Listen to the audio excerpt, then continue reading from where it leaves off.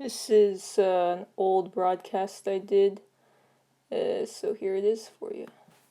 This is my own private radio hour. If you remember it, you're a true fan, and I missed this. My show covers current movies as well as discussions happening in the film industry and culture.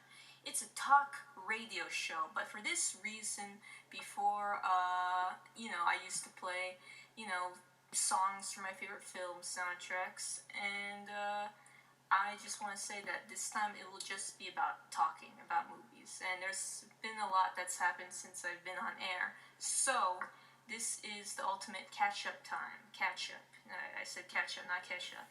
That's a poor joke. But, poor dad joke, rich man's world. It is what it is. Anyway, speaking of which, you ever hear of the song The Beatles' Baby You're a Rich Man? That's from the Social Network, which celebrated its 10th anniversary recently, and I still think that is Aaron Sorkin's best written film. Even though he's got like the new one coming out later on, I just think that, the Social Network will always be his best one.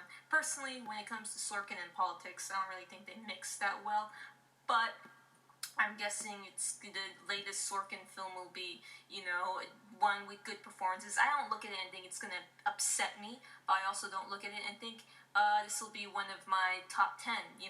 But what is top 10 best films, that he's ever written? Easily the Social. No, screw top 10. Top 3. It's his best, and it's David Fincher's top 3. Now, how about we do film reviews first when we get into this show? How's that for any cinephiles who may have never listened before to my weird, I don't want to say prose-esque, but rambling, spazzing out, rambling gambling reviews. And I say spaz on the air to promote my show on Twitter, which isn't the way to do it. You don't want to self-deprecate too much, but it's kind of my shtick, and it's been a long hiatus, so I'm aware there's a high chance no one still knows me, which makes this the ultimate ramble opportunity. Anyway, that's just me, no Siskel to my Ebert, nor John Mulaney to my P. Davidson. So let's just get this film review thing going on. And first up, let's talk about The Devil All the Time. Okay, this is on Netflix. It's an Antonio Campos film. And check out Christine and his very underrated After School if you haven't already. His latest stars Tom Holland as a young man in a town among Erie folk. This is set in the South. If you thought this would be a Southern Gothic sort of Magnolia film, then you are wrong. Speaking of the dead, dead wrong. Sorry, that's what I meant to say there. It's dark as hell with tangent narration. It's my kind of Southern Gothic movie. It's pretty cool that Antonio Campos was able to get one made. You don't see too many of them, like you don't see a lot of westerns. Robert Pattinson is obviously one of the MVPs of this movie. If you thought Wise Blood had a disturbed preacher character, you're in for a sick character who's seems bent on with getting his twisted words out there and is obsessed with delusions and licking chicken liver. And in the Pattinson's merry bag of accents, this is easily in the top 3 to 5.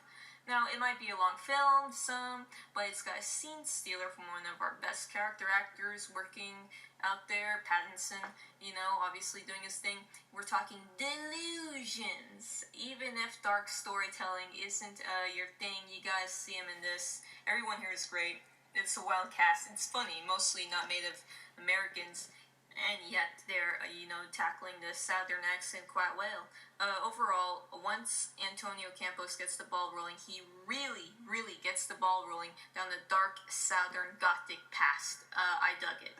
Moving on. I finally, at last, got to see Tenet. That's right, the blockbuster we're all supposed to see in theaters. Sorry. Anyway, Nolan fans, that's right, you're listening to a Nolan fan. You're gonna dig it if you haven't seen it yet. And before I get into it, it's not James Bond on acid, but I like the writer who wrote that. Whoever wrote, I respected the fact that they wrote that to a certain extent.